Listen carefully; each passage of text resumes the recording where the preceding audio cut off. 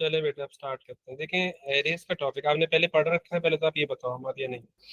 नहीं सर। बिल्कुल नहीं पढ़ा आपने? अच्छा ठीक है। बिल्कुल नहीं। अच्छा देखें, एरेज की जब हम बात करते हैं तो एरे, आप सबसे पहले ये समझ लो कि एरे जो है कलेक्शन ऑफ डेटा टाइप होती है, कलेक्शन ऑफ एलिमेंट्स होती है हैविंग सेम डेटा टाइप। ठीक है, यानी यूं समझ लो कि फॉर एग्जांपल अगर एक क्लासरूम के अंदर सारे स्टूडेंट्स ही हैं, ठीक है, ये एक एग्जांपल हो गई, या स्टाफ रूम में सिर्फ टीचर्स ही बैठे हुए हैं, या किसी स्पोर्टिंग टीम के अंदर सिर्फ प्लेयर्स ही हैं, तो उनकी टाइप, उनकी कैटेगरी एक है। इसी तरह से एरे जो है वो कलेक्शन ऑफ डेटा आइटम्स होती है और उनकी डेटा टाइप जो है वो सेम होती है। ये वाहिद इसकी कंडीशन या शर्त है कि उसके अंदर जो एलिमेंट्स होंगे वो कुछ भी, कोई भी चीज हो सकती है, लेकिन हर एक एरे के अंदर एक ही टाइप के एलिमेंट्स होंगे। फॉर एग्जाम्पल अगर नाम है तो वो सारे नाम ही होंगे, डेफिनेटली उनकी डेटा टाइप स्ट्रिंग होगी। अगर एजेस की एरे है तो उसके अंदर जो है वो इंटीजर में एजेस होंगी, ठीक है, तो वो एक उनकी डेटा टाइप है। अगर एक ईमेल एड्रेसेस की एरे है तो उसके अंदर जो है वो स्ट्रिंग डेटा टाइप होगी, क्योंकि ईमेल एड्रेस मल्टीपल कैरेक्टर से लिखे जाएंगे। तो हर एक डेटा टाइप वाले ही बहुत सारे एलिमेंट्स किसी एक एरे को मिलकर बनाते हैं। अच्छा, अब मैं आपको इसमें पहले इसकी टाइप्स के नाम बता दूं। एक आ जाएगी हमारे पास 1D array, one dimensional array, ठीक है। और एक है हमारे सिलेबस में 2 डायमेंशनल एरे, 2D एरे। ठीक है, अब मैं पहले आपको जरा अयान इसको इन टर्म्स ऑफ इलस्ट्रेशन इसका एक आइडिया देता हूँ कि 1D एरे किस तरह की दिख रही होती है और उसमें क्या क्या चीजें होती हैं। अगर मैं 1D एरे की बात करूं अयान, अयान कह रहा हूँ, सॉरी हमाद, तो वो एक ऐसी लिस्ट की तरह होती है। जैसे एक ही मैं आपके सामने एक लिस्ट बना रहा हूँ। ये एक एक कॉलम है मेरे पास जिसमें बहुत सारी रोज हैं। एक पॉसिबिलिटी ये भी हो सकती है, यहाँ पे मैं नंबर्स लिखूं या नाम लिखूं, किसी भी चीज का ये एरे है, for example name of students है या कुछ भी। ठीक है, अच्छा, एक पॉसिबिलिटी 1D एरे को आप इस तरह माइंड में विजुअलाइज कर सकते हो। ये विजुअलाइज सिर्फ मैं भी करवाने के लिए आपको ये बना रहा हूँ। सूडो कोड में ऑब्वियसली इस तरह से इसका कुछ लेना देना नहीं है। 1D एरे या तो इस तरह की एक लिस्ट होती है, या आप इसको माइंड में इस तरह से भी विजुअलाइज कर सकते हो। यानी आप कह सकते हो कि 1D एरे एक ऐसी लिस्ट है कि जिसमें एक कॉलम और मल्टीपल रोज, जो मैंने राइट साइड पे बनाया, या एक रो और जिसमें मल्टीपल कॉलम्स जो है वो हो सकते हैं, जो मैंने लेफ्ट साइड पे बनाया। अच्छा, अब इसके बाद अगली बात मैं आपको ये बताऊं कि चाहे 1D एरे आप जिस भी तरह अपने माइंड में विजुअलाइज करो, दैट इज टोटली ओके, उससे कोई इश्यू नहीं है। लेकिन अगर फॉर एग्जाम्पल मेरे पास ये यहाँ पर इसके एलिमेंट्स लिखे हुए हैं A B C D। अच्छा, अब हर एक, किसी भी एक एरे के अंदर जो डिफरेंट एलिमेंट्स होते हैं, जिस जैसे जैसे आपको यहाँ पर एक एक बॉक्स नजर आ रहा है, हर बॉक्स का एक इंडेक्स नंबर होता है जिसको हम यू स्क्वायर ब्रैकेट में लिखते हैं। ठीक है, जैसे फॉर एग्जाम्पल आप कहो कि सर मैं एक सोसाइटी में रहता हूँ, फॉर एग्जाम्पल वहां पे सारे, लेट से रेडियो पाकिस्तान के एम्प्लॉयज हैं, या पाकिस्तान पीटीवी वालों को मिला हुआ है एक अपार्टमेंट्स का प्रोजेक्ट जहाँ पे सारे पीटीवी के एम्प्लॉयज हैं, या फॉर एग्जांपल स्टेट बैंक के एम्प्लॉयज को एक हाउसिंग सोसाइटी में घर या फ्लैट्स मिले हैं। तो लेकिन आप अगली बात मुझे ये बताओगे कि उस सोसाइटी के अंदर, उस जो भी अपार्टमेंट है, कोई प्रोजेक्ट है, उसके अंदर मेरा फ्लैट नंबर ये 1 है या 2 है, या मेरे नेबर का ये फ्लैट नंबर है, हर एक को एक अलग एड्रेस असाइन होता है। इसी तरह ये जो सामने लेफ्ट साइड पे आपके एक एरे बनी हुई है, 1D एरे, साथ मोहम्मद या तो उसके साथ बैठ जाओ बेटा, आप साथ बैठ के बातें कर लो।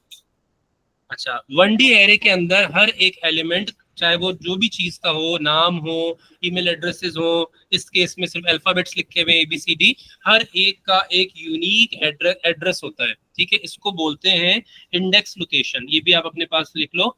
ये जो 1 2 3 4 हमने लिखे, ये इंडेक्स लोकेशंस कहलाती हैं। अच्छा, इंडेक्स लोकेशंस कहलाती हैं, यानी अगर पूछा जाए कि एलिमेंट ए किस इंडेक्स लोकेशन पर है, तो आप कहोगे 1। अगर मैं आपसे पूछूं एलिमेंट बी किस इंडेक्स लोकेशन पे है, तो आप कहोगे उसकी इंडेक्स लोकेशन 2 है। या वाइस वर्सा, अगर पूछा जाए कि इंडेक्स लोकेशन 3 के ऊपर कौन सा एलिमेंट पाया जाता है, तो आप कहोगे C।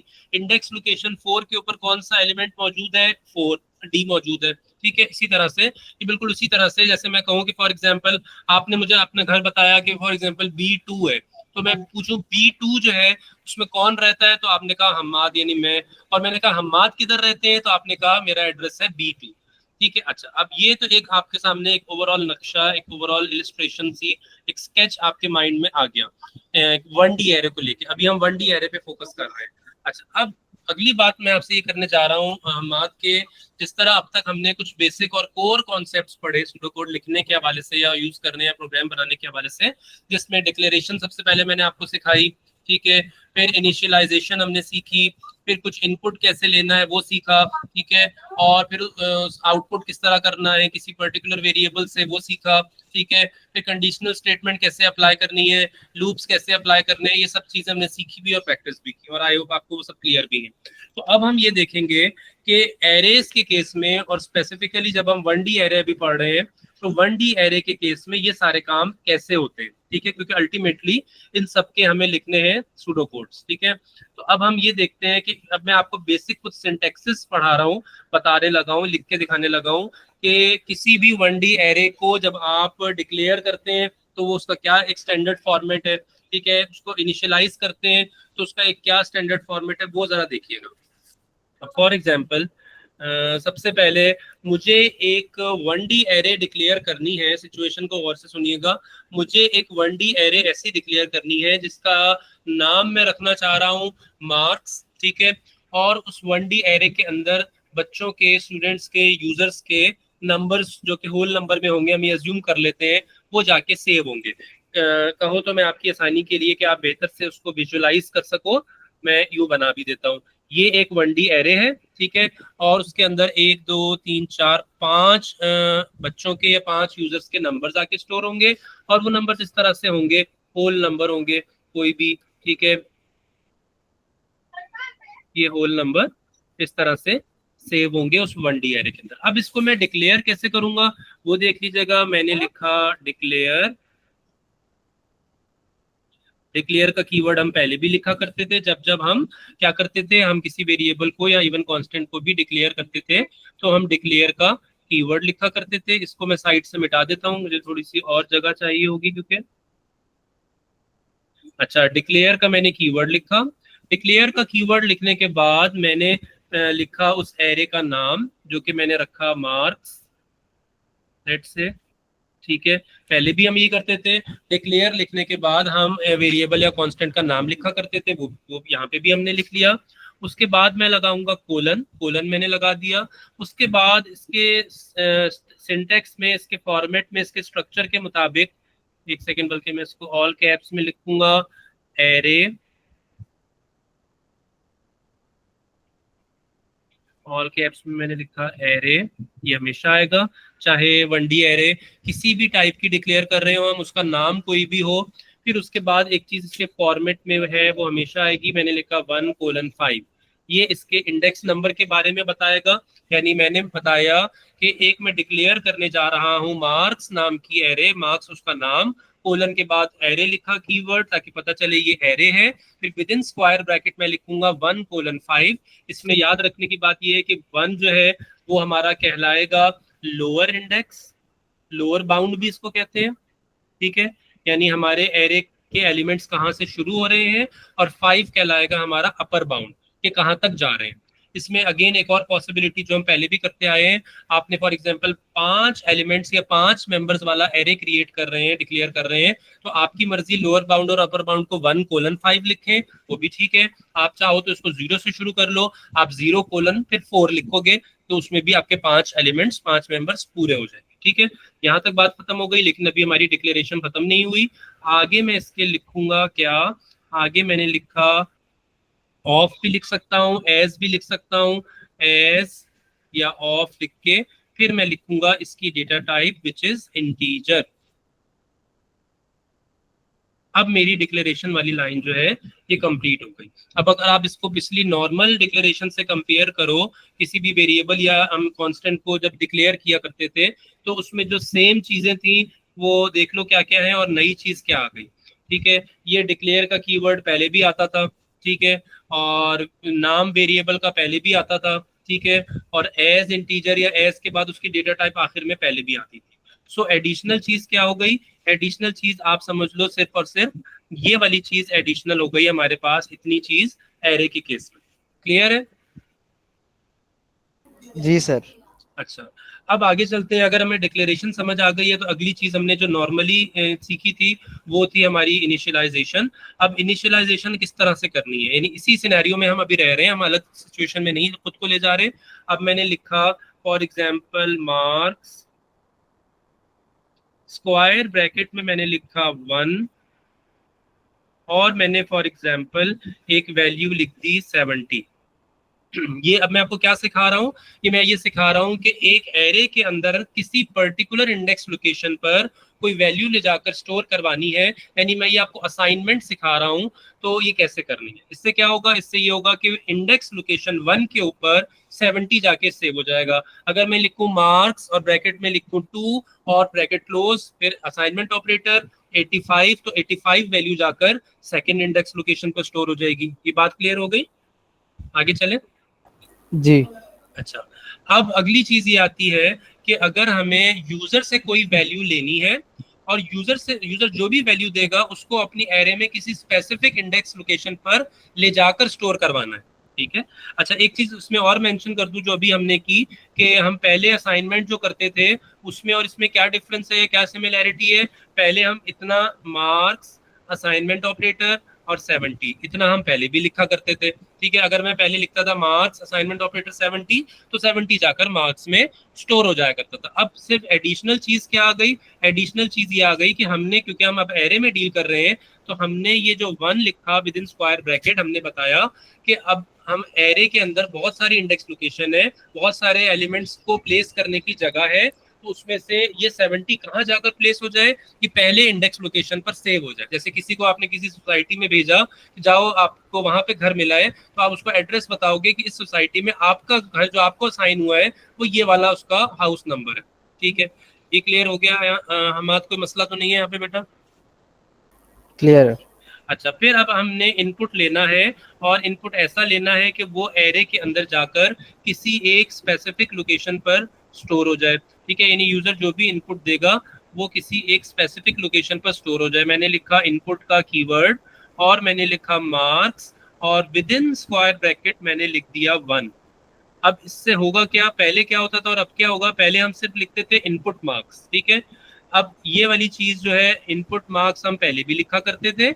एडिशनल चीज क्या आ गई, एडिशनल चीज आ गई ये इंडेक्स लोकेशन, कि अब जो यूजर मार्क्स के वेरिएबल के लिए जो भी वैल्यू बताएगा वो हमारी इंडेक्स लोकेशन 1 पर जाकर स्टोर हो जाएगी। अगर मैं लिखूं इंडेक्स मार्क्स स्क्वायर ब्रैकेट में 2, तो वो एरे की इंडेक्स लोकेशन में, फॉर एग्जांपल अगर ये एरे बना हुआ है, ठीक है, इसमें डिफरेंट एलिमेंट्स हैं, इंडेक्स लोकेशन 1 ये वाली है, इंडेक्स लोकेशन 2, इंडेक्स लोकेशन 3, इस तरह से ये चल रही है। जब इनपुट मार्क्स 1 हमने ये लिखा, उसने जो भी इनपुट दिया वो इस जगह पर जाकर सेव हो जाएगा। फिर हम लिखे इंडेक्स लोकेशन 2, इंडेक्स मार्क्स 2, तो वो इस जगह पर जाकर दूसरे वाले इंडेक्स लोकेशन पर स्टोर हो जाएगा, वो जो भी वैल्यू इनपुट करेगा। ठीक है, आगे चले हम। हमारा कोई मसला, कोई कंफ्यूजन? कोई कंफ्यूजन नहीं है। अब अगली कमांड जो हमने नॉर्मली सीखी थी वो आउटपुट की कमांड थी। अब पहले हम सिर्फ लिख दिया करते थे फॉर एग्जांपल आउटपुट मार्क्स। ठीक है, पहले हम लिख दिया करते थे क्या, यू हमने लिखा आउटपुट का कीवर्ड और हमने लिख दिया मार्क्स। ठीक है, लेकिन अब खाली मार्क्स लिखेंगे तो क्या प्रिंट करें, लेकिन हम अगर ये चाह रहे हैं कि पूरा एरे प्रिंट ना हो, पूरा एरे कैसे प्रिंट करना है वो भी चलो बता देता हूँ। मार्क्स लिख के अगर मैं ब्रैकेट के अंदर इंडेक्स लिख दूंगा, तो और ब्रैकेट क्लोज कर दूंगा स्क्वायर ब्रैकेट, तो वो पूरा एरे के यानी जितने भी एलिमेंट्स हैं सारे एलिमेंट्स को वो प्रिंट कर देगा। लेकिन अगर मैं ये चाह रहा हूँ कि पूरा एरे और उसके सारे एलिमेंट्स प्रिंट ना हो, लेट से जो इंडेक्स लोकेशन 2 पे सिर्फ स्टोर है वैल्यू या नाम या जो भी चीज या नंबर, सिर्फ वो मुझे प्रिंट करवानी है डायरेक्टली, वो पर्टिकुलर वैल्यू या पर्टिकुलर चीज, तो मैं स्क्वायर ब्रैकेट के अंदर वो वाला इंडेक्स लोकेशन लिखूंगा जो मुझे स्पेसिफिकली प्रिंट करवाना है। और अगर मुझे पूरा एरे करवाना होगा वो भी मैं सामने लिख देता हूं। फिर मैं 2 की जगह ब्रैकेट में लिखूंगा इंडेक्स, यानी मैं आपको नीचे भी लिख के दिखा देता हूं। अगर मुझे पूरा एरे प्रिंट करवाना है, एरे का नाम वही है आउटपुट, लिखा मैंने आउटपुट लिख के मैंने लिखा जनाब एरे का नाम जो कि है मार्क्स। ठीक है, मार्क्स अगर मैं खाली लिख के छोड़ दूंगा तो वो एरे इसको कंसीडर नहीं करेगा। याद रखिएगा सूडो कोड में जब भी किसी एरे को रेफर करना होता है कहीं पर भी किसी भी तरह की कमांड में, तो उसका नाम और नाम के साथ ब्रैकेट में आप इंडेक्स जरूर लिखते हो, ताकि वो उसको पता चले कि ये एरे की बात हो रही है और उसके सारे एलिमेंट्स, चाहे 5 है चाहे 10 है या 20 है, वो उनको प्रिंट कर देगा। ठीक है अहमद, कोई मसला यहाँ तक बेटा? क्लियर है। अच्छा, अब अगली चीज ये देखते हैं कि हमने loop, for example for loop चलाना हमने सीख लिया। बहुत बेसिक सा था कि भाई एक 5 नंबर्स के इनपुट लेने, तो हम लिखते थे भाई for count is equals to 1 to 5, और लूप के अंदर लिखते थे for example output 5 marks print करने हैं तो आउटपुट मार्क्स, ठीक है, 5 नंबर प्रिंट करने हैं तो आउटपुट नाम, इस तरह से, और नेक्स्ट काउंट करके लूप से बाहर आ जाते थे। ठीक है, अब इसी सिनेरियो में रहते हुए, यानी ऐसी ही हमने जो अभी एक एरे बनाई है या सोची है, विजुअलाइज की है कुछ इस किस्म की, जिसके अंदर 1 2 3 4 5 एलिमेंट्स हैं, और वो पांचों के पांचों एलिमेंट्स जो है वो मार्क्स हैं बच्चों के या यूजर के जो उन्होंने बताए हैं, फॉर एग्जांपल हमने उनसे इनपुट लिए हैं। अब हम ये चाह रहे हैं कि लूप के थ्रू हम, बजाय ये कि बार बार हम लिखें आउटपुट मार्क्स ब्रैकेट में 1, हम लूप के थ्रू ये काम करवाना चाहें कि एक ही दफा हम लिखें और वो पूरा प्रिंट कर दे, बजाय कि हम बार बार करें। तो वो जरा देखिएगा, उसके लिए हम लूप का इस्तेमाल, ताकि आपको बेसिक सा 1D एरे के केस में समझ आ जाए। अब मैं क्या लिखने जा रहा हूँ? अब मैंने लिखा फॉर, ठीक है, अब मैं काउंट लिखूं या कुछ भी लिखूं, इंडेक्स लिखूं, काउंट भी लिख सकता हूँ, इंडेक्स भी लिख सकता हूँ, सिर्फ लेटर एक्स लिख सकता हूँ, सिर्फ लेटर आई भी लिख सकता हूँ। बस जो लिखूंगा उसको मुझे कॉन्स्टेंटली कंटिन्यूसली आगे भी वही रेफर करना है। ठीक है, for index is equal to 1 to 5 मैंने लिखा। ठीक है, और विद इन लूप मैंने लिखा आउटपुट कर दो, आउटपुट मार्क्स, और इस केस में हम ब्रैकेट के अंदर हमने लिखा इंडेक्स। ये बात याद रखने की है, हम आज अगर इस जगह के ऊपर मैंने काउंट लिखा होता तो फिर इधर इंडेक्स की जगह काउंट आएगा, इधर मैंने एक्स लिखा होता तो फिर इधर इंडेक्स की जगह ब्रैकेट में एक्स आएगा। जो मैं ऊपर लिखूंगा वही मैं आगे रेफर भी करूंगा। अच्छा, और उसके बाद फिर नेक्स्ट लिख के मैं इसको एंड कर दूंगा। ऊपर मैंने अगर इंडेक्स लिखा था तो यहाँ भी इंडेक्स, ऊपर काउंट लिखा होता तो यहाँ पे भी काउंट, ऊपर एक्स लिखा होता या आई लिखा होता तो यहाँ पर भी एक्स या आई में लिख रहा होता। तो अब ये लूप 5 दफा चलेगा और एरे के जो एलिमेंट्स हैं उनको प्रिंट कर देगा। कोई कंफ्यूजन इसमें हमारा? नहीं सर। अच्छा जी, अब मैं आपको इस पोजीशन में हूँ कि मैं आपको छोटा सा कोई बेसिक सा टास्क करने को दे दूँ। हाँ चलो, मैं कॉपी करके क्वेश्चन जो है वो चैट में भेजता हूँ आपको। बेसिक सा होगा, बहुत ही बेसिक सा, और ऐसा कि जो आप कर सको इंशाल्लाह आराम से। वो मैं आपको अभी भेज रहा हूँ, 1 मिनट रुकिएगा जरा।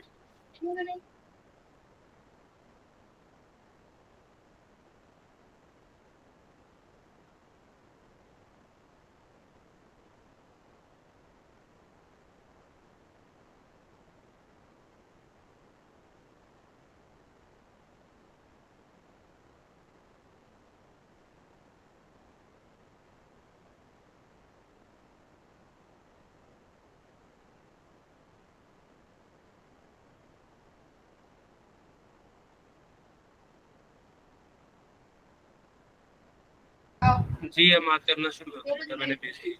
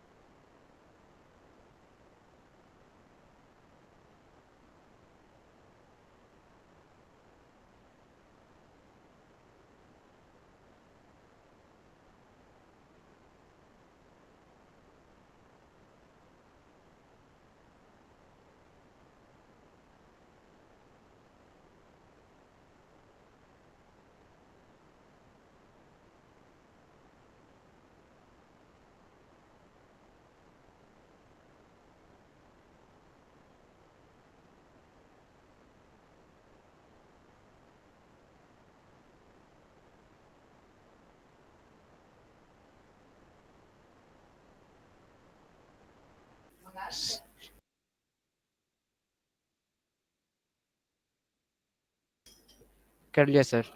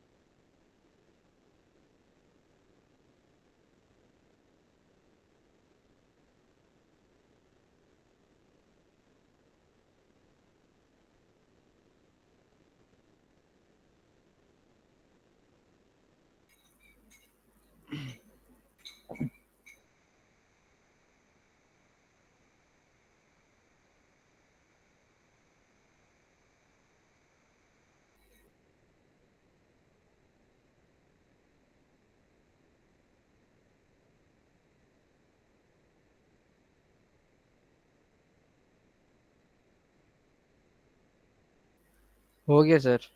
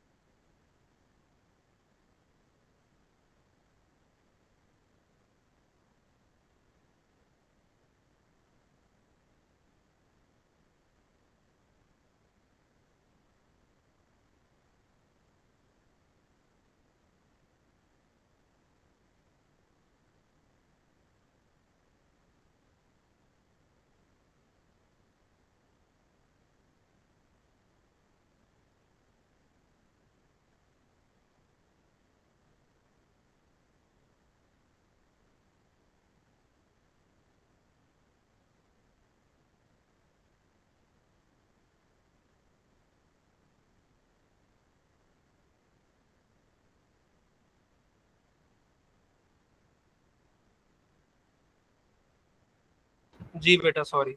हाँ अब बताइए, मुझे भेजिए आप पिक्चर्स अगर आपने कर लिया तो।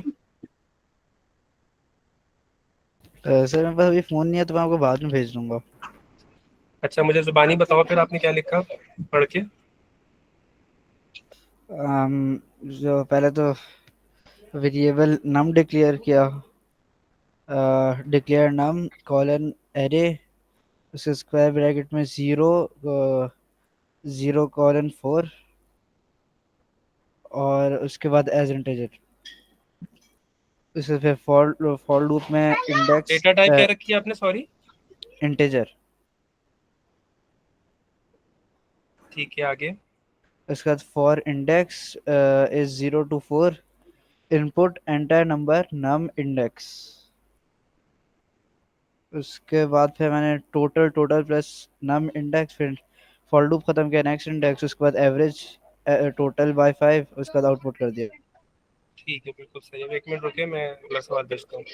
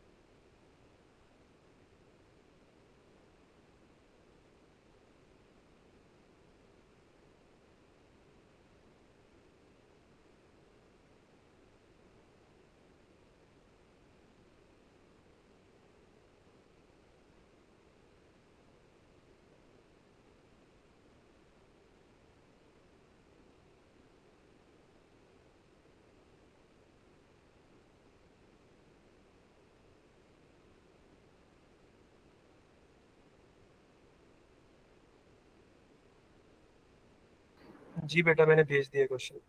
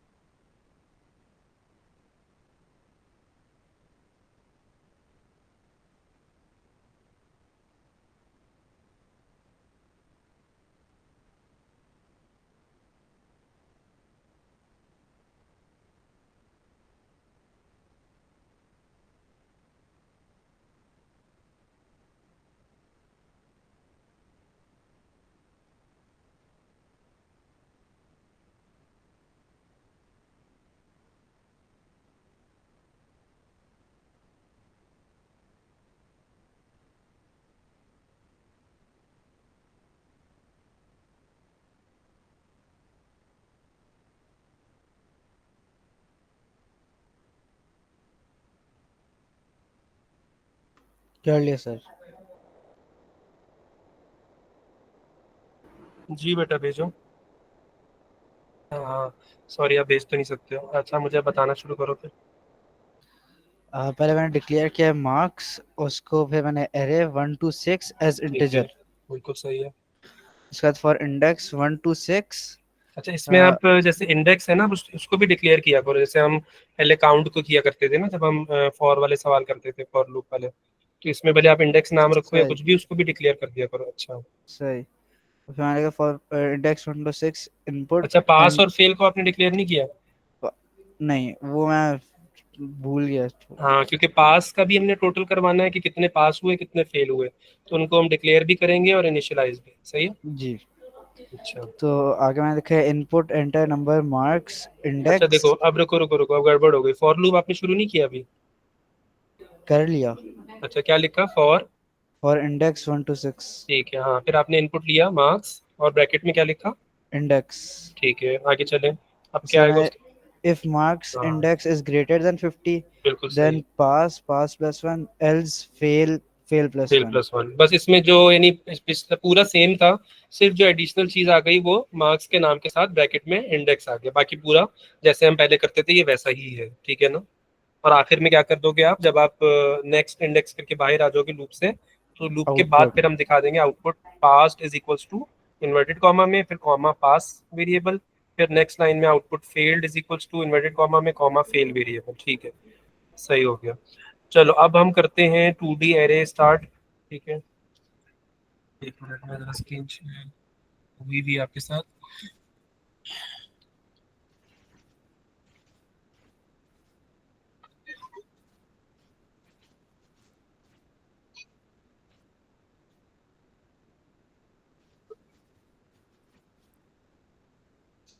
जी हमारे बेटा, आप देखिएगा, अब 2D एरे की बात हम कर रहे हैं, और 1D एरे को अगर हमने कहा था कि ये एक लिस्ट की तरह है जिसके अंदर नेम्स ऑफ स्टूडेंट्स हो सकते हैं, नेम्स ऑफ फ्रूट्स हैं, फ्लावर्स हैं, एनिमल्स हैं, कोई भी चीज।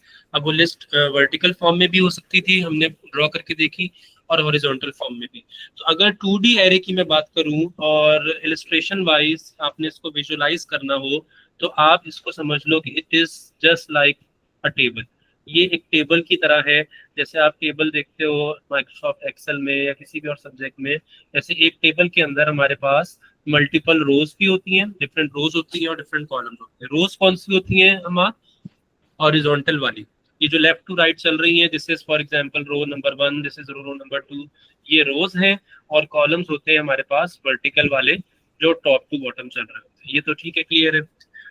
तो यानी यूं समझ लो कि अब हमारे पास एक टेबल की फॉर्म में जब भी हमारे पास यानी मल्टीपल एलिमेंट्स हो, मल्टीपल चीजें हो, तो उनके अंदर हम यूज करने जाएंगे 2D एरे। जैसे फॉर एग्जांपल आप एक सिनेरियो लेके इसको शुरू से अगर समझो कि एक क्लास के 5 बच्चे हैं, ठीक है। अब उनके नाम कुछ भी है, for example A B C D E, ठीक है। टेबल इसी तरह से होता है कि टेबल में एक कॉलम में कुछ चीजें, और सामने उनके डिफरेंट 4 सब्जेक्ट्स के मार्क्स हैं या जो भी कुछ, ठीक है। इस तरह से उनमें मार्क्स भी लिखे हुए हैं, ठीक है। तो अब इसको 2D एरे के केस में, जहां पर पहले अगर हमने 1D एरे में देखा कि सिर्फ एक ही रो या मल्टीपल कॉलम्स होते थे या एक ही कॉलम मल्टीपल रोज होते थे, अब हमें नजर आ रहा है यहाँ पर कि मल्टीपल रोज भी होंगी और मल्टीपल कॉलम्स भी होंगे, जब भी वो मिलकर एक पूरा एक फुल फ्लेज टेबल हम उसको कहेंगे, 2D एरे की फॉर्म में वो होगा। अब हम अगेन देख लेते हैं सबसे पहले वो सारी बेसिक चीजें कि 2D एरे के केस में हम कैसे डिक्लेयर कर रहे होते हैं किसी एक 2D एरे को। जैसे फॉर एग्जांपल इसी सिनेरियो में रहते हुए अगर हम सोचें, लेट से मुझे डिक्लेयर करना है अब एक 2D एरे को। अगेन मैंने वही डिक्लेयर का कीवर्ड लिखा ऑल कैप्स में। अच्छा, उसके बाद मैं लिखूंगा वैसे ही जैसे मैं 1D एरे लिखते वक्त डिक्लेयर के कीवर्ड के बाद मैंने लिखा था अपने 1D एरे का नाम। इस सूरत में भी अगर नाम मार्क्स ही है, लेट से मैंने वो नाम लिख दिया, ठीक है। उधर भी कॉलन आया था, इधर भी कॉलन आ गया। उसके बाद मैंने वहां पर उसका कीवर्ड लिखा था एरे का ऑल कैप्स में, वो यहाँ पर भी लिख दिया। अभी तक कोई नई चीज नहीं आई, जैसी 1D एरे की डिक्लेरेशन चल रही थी वैसी ही चलेगी। एक चीज सिर्फ चेंज होगी इसमें जो अब आगे आने जा रही है, जो मैं यहाँ पे लिखूंगा पहले, बल्कि जो चेंज नहीं है वो लिख देता हूँ। वो ये कि हम आगे लिखते थे फिर आगे जाकर एज इंटीजर, ये पूरा तो सेम हो गया। एक चीज जो वाहिद चीज जो चेंज है, वो पहले जब हम इंडेक्स नंबर लिखते थे लोअर बाउंड और अपर बाउंड, तो उसमें हम सिर्फ लिखते थे फॉर एग्जांपल 1:5, 5 रोज हैं, ठीक है। 1:10, 1:50। लेकिन अब क्योंकि ये एक फुल फ्लैश टेबल है जिसमें मल्टीपल रोज भी हैं, मल्टीपल कॉलम्स भी हैं, ठीक है। तो अब हमें जो इंडेक्स नंबर है वो दो चीजों के लिए बताने पड़ेंगे, रोज के लिए भी और कॉलम्स के लिए भी। फॉर एग्जाम्पल ये टेबल अगर आप अपने सामने देखो, तो आप मुझसे इसमें अगर मैं आपको बता रहा हूँ ये वर्बली और आपको दिखा ना रहा हूँ, और मैं कहूँ कि एक टेबल है, तो आप कहेंगे सर मुझे बताएं पहले कि इसमें नंबर ऑफ रोज कितनी है। तो मैं कहूंगा फॉर एग्जांपल नंबर ऑफ रोज जा रही है 1 से लेके 4 तक। फिर आप पूछेंगे कॉलम्स के बारे में, उनका मैं आपको अलग बताऊंगा कि कॉलम्स जा रहे हैं 1 से लेके लेट से 5 या 6 तक, ठीक है। तो इसी तरह डिक्लेरेशन के अंदर भी हमें क्लियर कट बताना होगा कि कितने नंबर ऑफ रोज हैं, कितने नंबर ऑफ कॉलम्स हैं। तो अब एक चीज की इंडेक्स लोकेशन आने की बजाय, sorry lower bound upper bound बताने की बजाय हम दोनों का बताएंगे। जैसे फॉर एग्जांपल मैंने लिखा, यहाँ पे मैं लिखूंगा विद इन स्क्वायर ब्रैकेट 1:3, 1:2, और ये कर दिया मैंने स्क्वायर ब्रैकेट क्लोज। एक बात बस इसमें खास तौर पे याद रखने की है हम बात कि जब भी आप इंडेक्स लोकेशन लिखोगे तो रोज के अपर लोअर बाउंड और अपर बाउंड पहले लिखे जाते हैं और कॉलम्स के बाद में लिखे जाते हैं। इसका ये स्टैंडर्ड है कि रो का पहले बताना है आपने, फिर कॉलम्स का बताना है। यानी मैंने ये बता दिया इस डिक्लेरेशन में अपनी कि 2D एरे है जिसका नाम है मार्क्स, ठीक है। और उसके मैंने रोज का लोअर बाउंड लिखा 1 और रोज का अपर बाउंड 3, यानी 3 मेरे पास रोज हैं। फिर मैंने कॉमा डाला, फिर मैंने कॉलम्स के बता दिए लोअर बाउंड और अपर बाउंड 1 से लेके 2 तक, यानी 2 कॉलम है मेरे पास, स्क्वायर ब्रैकेट क्लोज हुआ। और फिर मैंने बता दिया कि एज इंटीजर ये इनकी डेटा टाइप, ठीक है। बाकी सारी चीजें हम बात कहो तो मैं लिख के भी दिखा देता हूँ, लेकिन बाकी सब कुछ वैसा का वैसा ही है जैसा हमने 1D एरे में किया, ठीक है। लेकिन बस फर्क ये था कि वहां पर सिर्फ इंडेक्स लोकेशन एक ही होती थी, यहाँ पर रोज और कॉलम्स के हिसाब से हम चल रहे होते। लेकिन फिर भी मैं आपको कुछ बेसिक चीजें मैं बताना चाहूंगा यहाँ पे थोड़ा सा, ताकि आपको क्लैरिटी आ जाए जल्दी से। जैसे हम असाइनमेंट की बात हम कर लें, जैसे हम असाइन करते हैं, वहां मैंने ऊपर लिखा था मार्क्स, और ब्रैकेट में मैंने सिर्फ 1 या सिर्फ 2 और लिख के, ये ब्रैकेट के अंदर मैंने सिर्फ 1 या 2 लिख के, और आगे एरो के जो भी मैंने लिखा, लेट से मैंने लिखा 80। तो अगर मैंने 1D एरे के केस में ब्रैकेट के अंदर 1 लिखा था तो इंडेक्स लोकेशन 1 पर जाकर वो स्टोर हो गया। लेकिन यहाँ पर मुझे 2D एरे के केस में कॉमा के सेपरेटेड दो वैल्यूज लिखनी पड़ेंगी। 1:1 का मतलब ये कि रो 1 में कॉलम 1 वाली जगह पर, अब रो 1 में कॉलम 1 वाली जगह जो बनती है, वहां जाकर ये 80 वैल्यू जो है वो स्टोर हो जाएगी। अगर मैं यहाँ पर सिर्फ एक 1 लिख देता तो वो कंफ्यूजन हो जाता कि ओके रो का तो नंबर आ गया 1, what is the column number, ठीक है। तो क्योंकि हम अब टेबल में डील कर रहे हैं, 2D एरे में एक फुल फ्लैश टेबल में डील कर रहे हैं, तो चाहे हमें कहीं वैल्यू सेव करवानी हो, ले जाकर असाइनमेंट करना हो, कहीं वैल्यू ले जाकर इनपुट करवा के स्टोर करवानी हो, या कहीं वैल्यू स्टोर्ड वैल्यू को उठाकर आउटपुट करवाना हो, प्रिंट करवाना हो, इन सारे सूरत हाल में, इन सारे सर्कमस्टांसेस में हमें पूरा एड्रेस बताना होगा कि ये रो नंबर है और ये कॉलम नंबर है। बस ये डिफरेंस है 1D और 2D एरे। इसी तरह से अब जब मैं इनपुट लूंगा तो मैंने लिखा इनपुट, पहले मैंने ब्रैकेट में लिखा था सिर्फ 1, सिर्फ 2 या सिर्फ 3। अब मैं लिखूंगा लेट से 1:2 मैंने लिखा, ठीक है। और सॉरी एक सेकेंड, एक चीज मैं लिखना भूल गया, इनपुट के बाद वेरिएबल का नाम मैंने लिखना भूल गया। मैं लिखूंगा लेट से इनपुट मार्क्स, जो हमारे एरे का नाम है, कि जो इनपुट लो वो मार्क्स नाम के एरे में जाकर स्टोर हो जाए, लेकिन उस एरे में किसी स्पेसिफिक लोकेशन पर इनपुट करवाना है तो वो स्पेसिफिक लोकेशन लिखी कि अच्छा रो नंबर 1 में और कॉलम नंबर 2 में जो भी जगह बनती है पर्टिकुलरली, वहां जाकर ये वैल्यू जब इस स्टेज पर यूजर दे तो वो स्टोर हो जाए। बात समझ आ रही है हमार? बताइए बेटा, कोई जी सर। कंफ्यूजन? अगर इसी तरह आउटपुट करवाना है इसी मार्क्स नाम के 2D एरे में से और उसकी किसी स्पेसिफिक लोकेशन में से, तो लेट से मैंने लिखा 2:1, यानी आउटपुट हो जाए इस मार्क्स नाम के एरे के अंदर बहुत सारी वैल्यूज हैं, बहुत सारा डेटा है, लेकिन जो रो नंबर 2 और कॉलम नंबर 1 पे जो नंबर लिखे हुए हैं वो पर्टिकुलरली प्रिंट करवाने हैं, तो मैं इस तरह से लिखूंगा। अच्छा, सही है, क्लियर है? जी सर। अच्छा, उसके बाद जैसे हमने 1D एरे में पहले फॉर लूप चलवा के देखा, अब मैं जल्दी से आपको 2D एरे में लूप कैसे चलेगा वो करके दिखा दूं, फिर आप क्वेश्चन करने की पोजीशन में इंशाल्लाह आ जाओगे। अच्छा, उधर तो हमने सिर्फ ये किया था कि हमने लिखा था for count is equal to जहां तक चलवाना था, और फिर हमने इनपुट लिया था मार्क्स, और ब्रैकेट में वो काउंट या इंडेक्स हमने लिख दिया था। लेकिन अब जब जब हम 2D एरे की बात करेंगे तो आप गेस करना चाहो, हम आप तो बताओ कि क्या करना पड़ेगा फॉर लूप के केस में? क्या एक फॉर लूप से गुजारा हो जाएगा? नहीं। हाँ, क्यों नहीं होगा भाई? क्योंकि दो चीजों को लूप करवाना है, आइटरेट करवाना है, रिपीट करवाना है। यानी दो चीजें कौन सी? रोज और कॉलम्स। जी, रोज भी और कॉलम्स भी।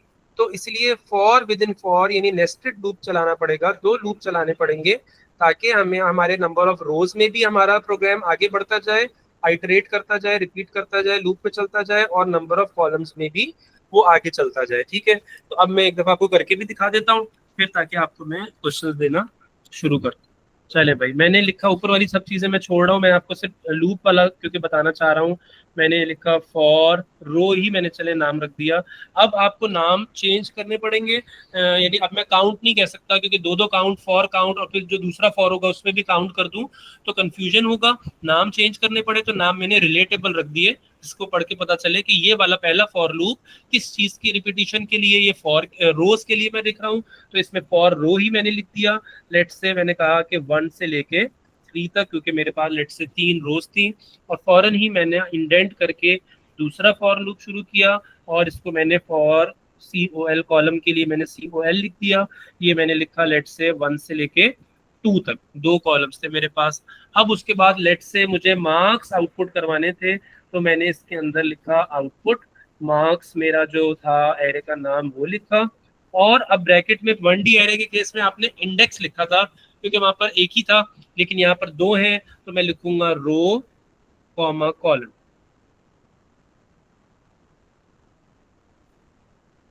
और ब्रैकेट मैंने क्लोज कर दिया। अब जो दो लूप मैंने चलाए हैं, दोनों की मुझे एंडिंग भी लिखनी पड़ेगी। पहले मैंने लिखा नेक्स्ट कॉलम, इधर मैंने लिखा नेक्स्ट कॉलम, और इधर मैंने इंडेंटेशन के हिसाब से फॉर वाली ही लाइन में मैंने लिखा क्या चीज, रो वाले फॉर के लिए मैंने लिखा नेक्स्ट रो। ठीक है, तो ये मेरा लूप यहाँ पर जो है वो कंप्लीट हो गया। कोई कंफ्यूजन इसमें है तो पूछ लें हम आप। कोई कंफ्यूजन नहीं है सर। ठीक है, यानी अब मैं आपको 2D एरे वाले भी कुछ पहले बेसिक बेसिक फिर थोड़े से एडवांस के लेवल के क्वेश्चंस देना शुरू कर सकता हूँ। मुझे आपके 2 मिनट दो, मैं आपको क्वेश्चंस भेजता हूँ।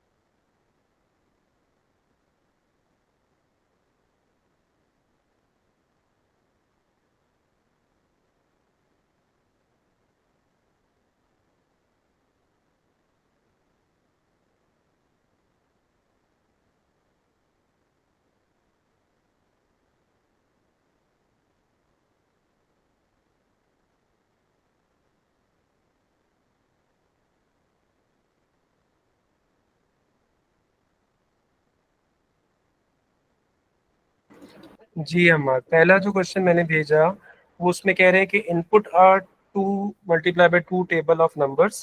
ठीक है, काउंट, यानी उन्होंने खुद बता दिया कि एक आपका जो एरे होगा उसमें 2 रोज और 2 कॉलम्स होंगे, और उसमें आप नंबर्स इनपुट लोगे। ठीक है, और आप उसके बाद आउटपुट क्या करवा दोगे, काउंट करवाओगे कि how many numbers are even and how many are odd. सही है, तो इवन किससे निकालोगे आप, वो आप एक दफा ऐसा एक सवाल आप मुझे करके दिखा चुके हो, इसलिए मैंने आपको ये दिया है। तो आई होप कर लोगे। आपको कोई कंफ्यूजन है तो फिर पूछ लेना साथ साथ।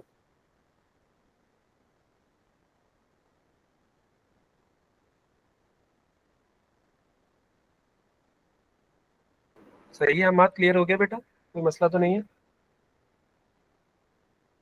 क्लियर है सर। ठीक है, ठीक है।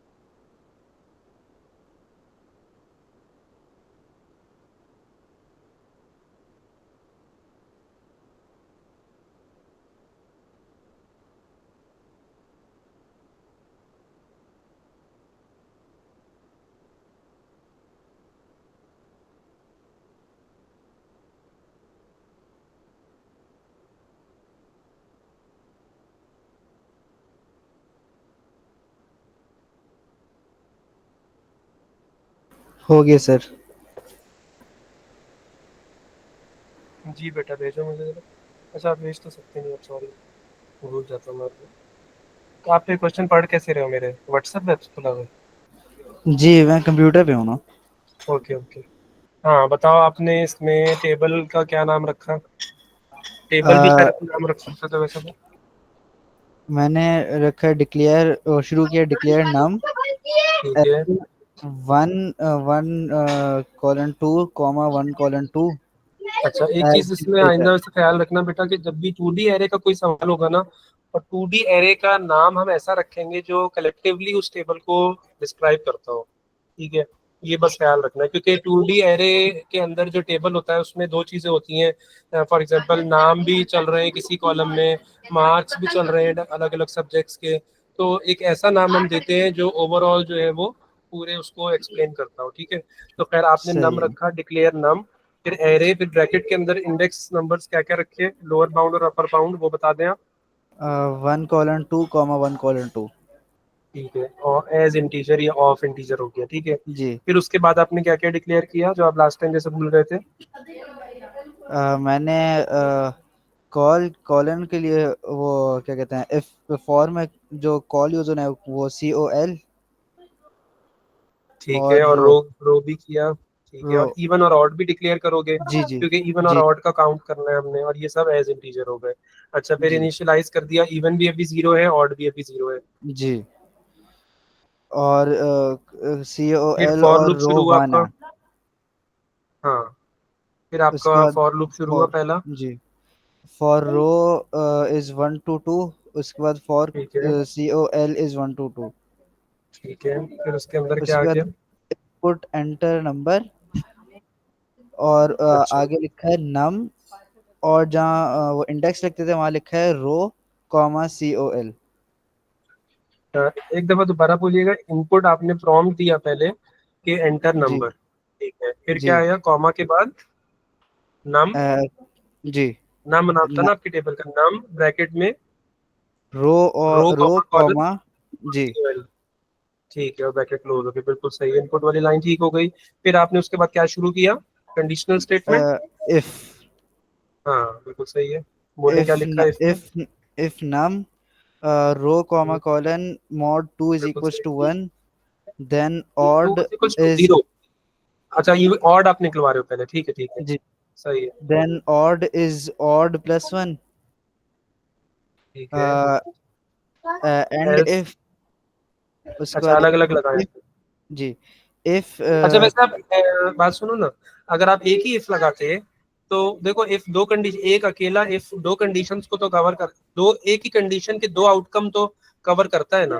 चाहे आप जी ऑड के लिए जैसे आपने कंडीशन लगा दी, तो वो odd is equals to odd plus one हो गया। एल्स में आप even is equals to even plus one लिखते हैं। या आप ये कर सकते थे, दूसरा इसका ऑपोजिट क्या होता, इफ एक ही इफ लगता, आप इवन पहले करवा लेते calculate, even is equals to even plus one. अगर आप देखते हैं table row colon mod two is equals to zero, यानी ऑड नंबर जब डिवाइड होता है टू से तो जीरो आ जाता है ना। तो या जी वो करके even is equals to even plus one, else में आप लिख देते हैं odd is equals to odd plus one. यानी इन दोनों सूरतों में हमें किसी दूसरे इफ को शुरू करने की जरूरत है ही नहीं, क्योंकि देखो हमने एक कंडीशन सही लगा दी, कंडीशन के पूरा होने पे आप ऑड का टोटल कैलकुलेट करवा रहे हो। और एल्स मींस एल्स, यानी ऐसा ना हो, यानी आपका मॉड टू वन ना आए, तो मॉड टू वन नहीं आएगा, यानी और कोई आउटकम ही नहीं है, जीरो आ रहा होगा, तो वो आपने कर दिया एल्स में even is equals to even plus one, और एंड इफ हो गया। तो ऐसी सूरत हाल में कोशिश करो कि एक ही आप इफ स्टेटमेंट यूज करो। ठीक है। सही है।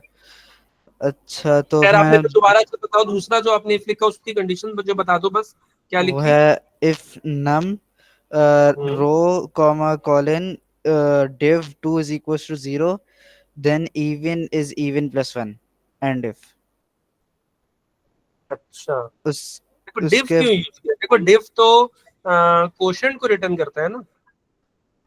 जी आप मॉड ही नहीं यूज करोगे, हाँ मॉड मॉड मॉड रिमाइंडर को रिटर्न करता है। तो सही इवन नंबर को क्या करते हैं, जब इवन नंबर पूरा पूरा डिवाइड हो जाता है तो रिमाइंडर क्या बचता है नीचे?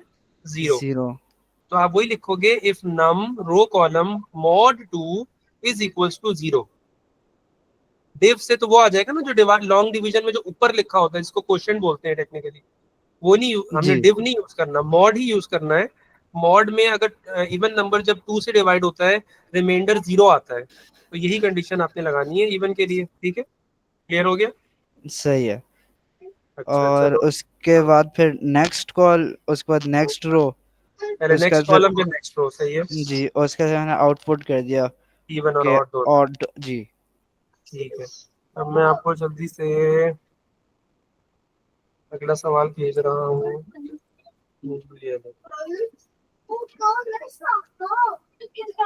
अब वो कह रहे हैं कि इनपुट एक टेबल ले लें, 3 बाय 3 का, 3 रोज 3 कॉलम्स हो। आउटपुट करवा दें 0 found if any value is 0, otherwise output करवा दें नो जीरोस।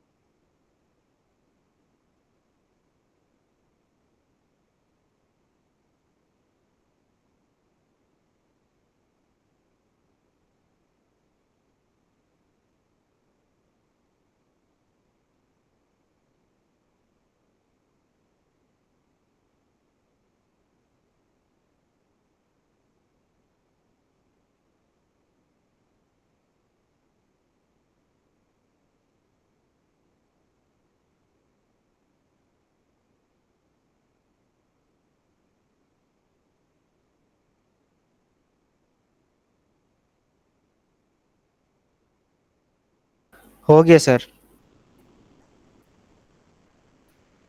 नहीं, जी बेटा बताना शुरू करें। पहले मैंने डिक्लेयर किया number table array one, 1 colon 3 comma 1 colon 3 नहीं, नाम एज इस दफा क्या इंटीजर। रखा आपने? Num table, number table number table, और 1:3 1:3, ठीक है। एज सही है, और इंटीजर। क्या क्या डिक्लेयर किया? हाँ बिल्कुल सही है, और क्या क्या डिक्लेयर किया? उसके अलावा रो डिक्लेयर किए, COL डिक्लेयर किए, और एज इंटीजर, बस इसके अलावा ये दो और किया। ठीक है। उसके बाद फिर मैंने फॉर लूप शुरू किया है। Hmm. For row is 1 2 3। Hmm. सही है। फिर फॉर COL इज 1 2 3। इनपुट सही है। Number table row, row column, ठीक है। Row colon. जी कॉमा कॉलम, ठीक है। जी। उसके बाद इफ नंबर इन टेबल। आएगा। जी। हाँ सही है, उसके सही बाद बोल मैंने रहे हो आप, कंटिन्यू लिखा करो। है if number table row comma colon is equal to 1 then output 0 found else output no zeros. अगर आप कह रहे हो 1 मिले तो आउटपुट कर दो 0 फाउंड। नहीं, नहीं, आउटपुट, इज इक्वल टू हाँ 0 हाँ, देन कर दो आउटपुट 0 फाउंड, ठीक है, और else else no output zero. No zeros. बिल्कुल ठीक है, सही है, उसके बाद देन फिर okay. And if next COL, उसके बाद नेक्स्ट रो। ठीक है, सही है। अच्छा जी, एक बस आप और क्वेश्चन करो फिर हम आगे चलते हैं।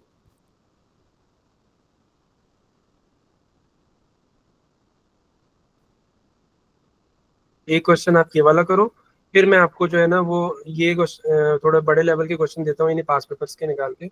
आप ये वाला एक और करो जो मैंने भेजा है आपको।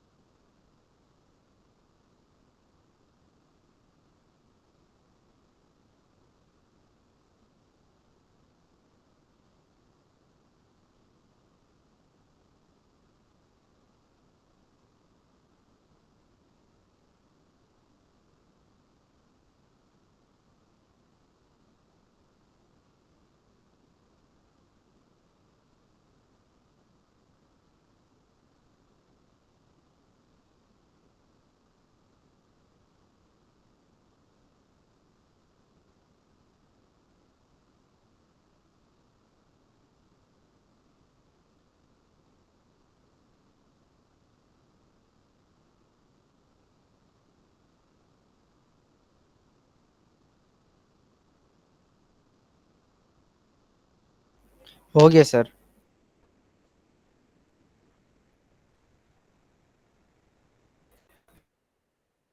जी बेटा, बताना शुरू करें जरा। सर मैंने शुरू में लिखा है डिक्लेयर नम टेबल अरे 1:2, 1:3 एज इंटीजर। ठीक है, सही है। उसके अलावा रो और कॉलम डिक्लेयर किया है, और पॉजिटिव और नेगेटिव। अच्छा, और उसके बाद आपने नहीं पॉजिटिव। किया काउंट या इंडेक्स या जो भी आपका फॉर लूप में जी। काउंट वगैरह नहीं किया आपने? चलो रो और ठीक है, कॉलम पॉजिटिव होगा ना। नेगेटिव की आज करते हैं। हाँ सही सही, आगे चलें। और लूप शुरू हुआ। उसके बाद और फिर लूप शुरू नहीं हुआ। नहीं, उससे पहले मैंने इनिशियलाइज किया p = 0 और n = 0। हाँ और लेकिन आइंदा उस वैसे ये कि खाली पी एन की बजाय ना पॉज लिखें या पॉजिटिव पूरा लिखें, ठीक है, खाली बिल्कुल एब्रीविएट नहीं करते। सही है, आगे चलें। उसके बाद मैंने फॉर लूप शुरू किया। For row is 1 to 2 end for column is 1 to 3। ठीक है, उसके बाद फिर input idea. Num table row column. If num table row comma column is greater than 0, then positive is positive plus 1, else negative ठीक है, is negative plus 1। उसके बाद बिल्कुल end सही if। है, सही है। और उसके बाद दोनों फॉर लूप खत्म किए। उसके बाद आखिर में लिखा है output negative were n and positive were p। ठीक है, बिल्कुल सही है। अब मैं आपको एक वर्कशीट भेजता हूँ, वो करते हैं। एक मिनट दीजिएगा मुझे।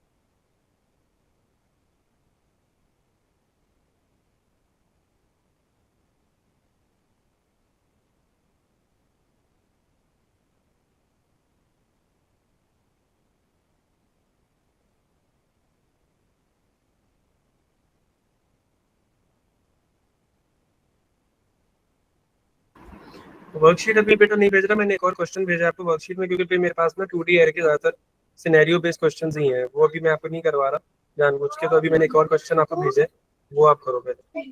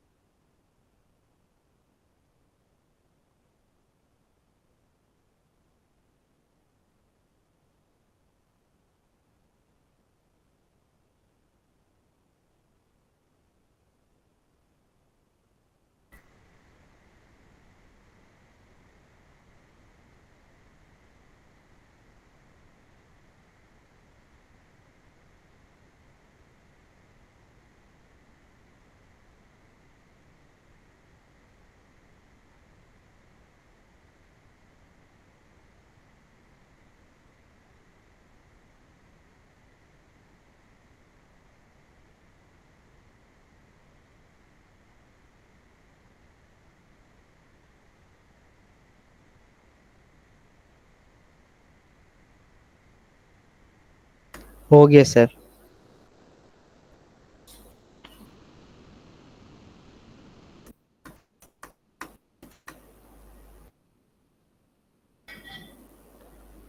जी बेटा। इससे पहले मैंने डिक्लेयर करवाया स्टूडेंट मार्क्स, उसके बाद अच्छा। रो और फॉर नहीं, COL। ठीक है। उसके बाद फिर मैंने लिखा कि फॉर रो 1 to 2, ठीक है। और उसके बाद फॉर COL इज 1 to 2। ठीक है। Input student marks row hmm. Comma colon col COL।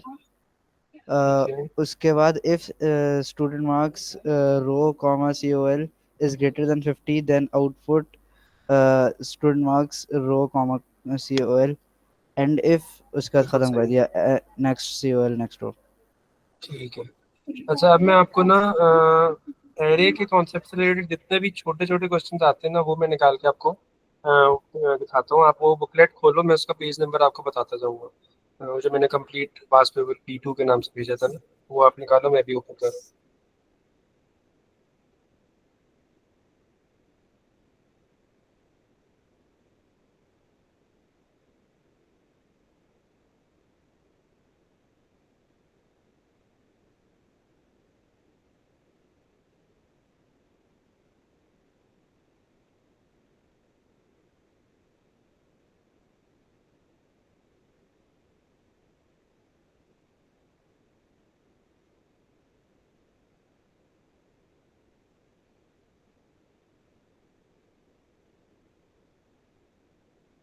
खोल दिया सर। जी बेटा, मैं ढूंढ रहा हूँ सवाल, फिर मैं आपको बताता हूँ पेज नंबर।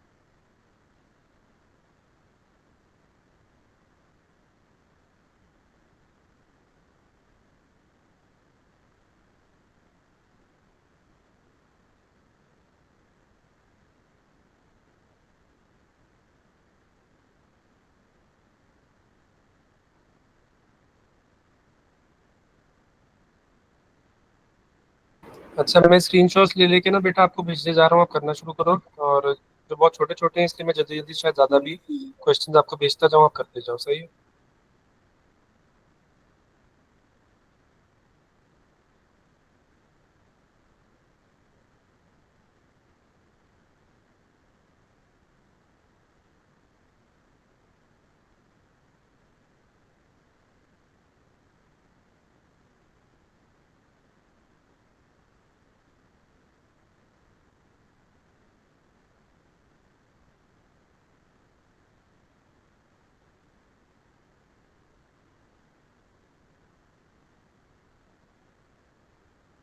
सर इसमें ये 1D अरे है या फिर 2D अरे है? करना है बच्चे को। जी बेटा, पहले वाले में वो कह रहा है write algorithm use a single single loop to print 50 names and, हाँ 50 नेम्स ही सिर्फ है, एक ही चीज है ना, तो सिर्फ ये 1D एरे होगा। उन 50 नेम्स के साथ नंबर होते हैं, ग्रेड्स होते हैं, कोई भी दूसरी चीज उनसे एसोसिएटेड अगर होती तो फिर वो 2D एरे के सही है। थ्रू होती।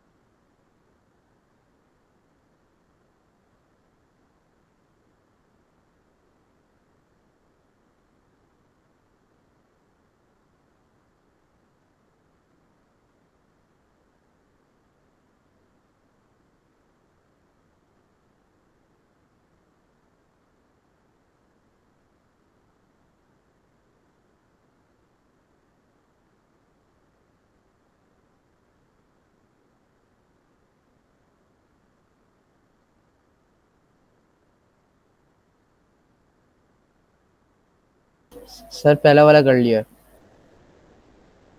अच्छा, दूसरा भी आप साथ कर लो बेटा, फिर मुझे एक साथ बता देना।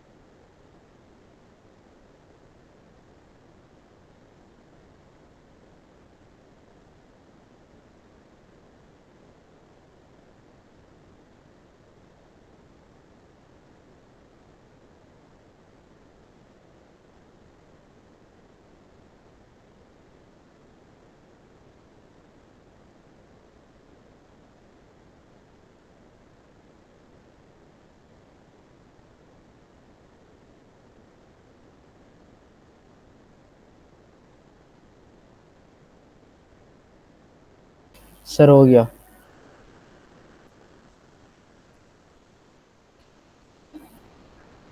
जी बेटा, पहले आप मुझे बताना शुरू करो, जो था आपका पहला वाला उसका सिंगल बताइएगा। लूप। जी, हाँ सही। इसका है मैंने पहले डिक्लेयर किया है नेम ठीक एरे है 1 to 50 एज स्ट्रिंग। उसके नीचे फिर ठीक मैंने है फॉर लूप शुरू, उसके बाद मैंने फॉर लूप शुरू किया फॉर इंडेक्स इज 1 to 50, और उसके बाद सही है आउटपुट नेम इंडेक्स। सही है उसके बाद फिर नेक्स्ट नेक्स्ट इंडेक्स। सही है बस सही है। अच्छा, और अच्छा, दूसरा हमारा था ये वाला, दूसरा वाले में मैंने मेरे first name and a, family name of 10 people. दूसरे वाले में मैंने उसमें सिर्फ आउटपुट करना था, तो उसमें हमें वो नहीं दी हुई कि किस वेरिएबल में सारा स्टोर है। वो हम अकॉर्डिंगली कोई भी सूटेबल नाम रख सकते हैं। अच्छा, वैसे ही मैंने नेम डिक्लेयर किया था। अ, मेरे को दो तरह के नाम है ना, फर्स्ट नेम और फैमिली नेम। जी, तो देखो इसमें कितने कॉलम होंगे? 2 कॉलम होंगे। हाँ, और रोज कितनी होंगी? 10। 10। ठीक है तो फॉर रो 1 to 10, और उसके ठीक बाद है। फिर फॉर कॉलम 1 to 2। 2 सही है। उसके बाद आउटपुट रो नहीं, कॉलम। पूछोगे ना पहले। हाँ, इसमें डायरेक्ट हमने आउटपुट करना है ना। नहीं मगर वो नाम कहाँ से आए? चलो आप इसमें एज्यूम करके दोनों तरह कर सकते हो। एक, अगर आप ये सोचते हो कि नाम इनपुट कर दिए गए, उसको कहते हैं, अगर ऐसा होता है तो वो लिख देते हैं the array is already populated. उसमें नहीं, उसको पॉपुलेटेड मींस उसको मेंबर्स असाइन कर दिए गए हैं। और अच्छा, अगर वो ऐसा नहीं कह रहा तो इट मींस आपने ये एज्यूम करना है कि इनपुट लेना है और उन्हीं को फिर प्रिंट करवा देना है। यानी आप ही पूछ, आपका प्रोग्राम पूछ भी रहा है यूजर से, इनपुट भी ले रहा है, और जो अच्छा, भी यूजर इनपुट कर रहे हैं उसको प्रिंट भी करवा रहा है, डिस्प्ले भी कर रहा है। तो उस केस में बस इनपुट वाली चीज बढ़ जाएगी कि आप इनपुट उससे दो चीजें पूछोगे, उसका फर्स्ट नेम भी और उसका फैमिली नेम भी। अच्छा, सही है। मैंने इसलिए नहीं लिया क्योंकि इसमें लिखा है write a program in pseudo code to display the first name and family हाँ नेम ऑफ चलो, द अच्छा 10 आप अपना पीपल। बताओ, आपने खाली आउटपुट यूज किया होगा है ना? जी, हाँ बताओ क्या लिखा, आगे कंटिन्यू करो बताना। आउटपुट रो कॉमा COL, और उसके बाद नेक्स्ट COL और नेक्स्ट फॉर। ठीक है, आपने सिंपल आउटपुट करवा दिया, लेकिन ये कि इसमें हम इनपुट लेके करवाएं तो ज्यादा बेहतर है ना। सही है। ठीक है हम, हाँ तो अब ये कि आज की क्लास में फिर हम यहीं तक रखते हैं। अब हम नेक्स्ट क्लास जो कि हमारी इंशाल्लाह ट्यूसडे या वेंसडे को होगी, उसमें अब हमें जो कमिंग वीक्स के टॉपिक्स हैं वो मैं बता रहा हूँ आपको, कि अब हमने करने हैं टाइप्स ऑफ टेस्ट डेटा, और data validation and data verification. हमने थोड़ा सा थ्योरेटिकली मैंने आपको एक्सप्लेन कर दिया था, आई थिंक, जहाँ तक मुझे याद सर है। आपने कहा था हम फंक्शन एंड प्रोसीजर्स करेंगे अभी। ओ यस, हाँ अच्छा वो याद करा दिया। लेकिन उससे पहले मैं चाहूंगा कि आप ये कर लो, टाइप्स ऑफ टेस्ट डेटा और डेटा वैलिडेशन और वेरिफिकेशन। वो सही है, करके जब सही हम है। फंक्शन एंड प्रोसीजर पे चले जाएंगे ना, और फंक्शन एंड प्रोसीजर कर लेंगे, तो फिर आप इस पोजीशन में होगे कि आप कोई भी सिनेरियो बेस्ड क्वेश्चन उठा के उसको करना शुरू कर दो, क्योंकि ऑलमोस्ट हर क्वेश्चन ही में वहां पर डेटा को वैलिडेट भी सही करवाया है जा सर। रहा होता है या वेरीफाई भी। तो इस सीक्वेंस में मैं आपको लेके चल रहा हूँ, ठीक है। मैं अगर सही है। भूल भी जाऊँ तो आप मुझे याद करा देना कि अगली क्लास में हमें data, types of test data और types of data validation and verification, ये दो मेजर टॉपिक फिर हमें कमिंग क्लासेस में इंशाल्लाह करने हैं। सही है सर। ठीक है चलें, ओके बेटा, अल्लाह हाफिज़, अल्लाह। Take care.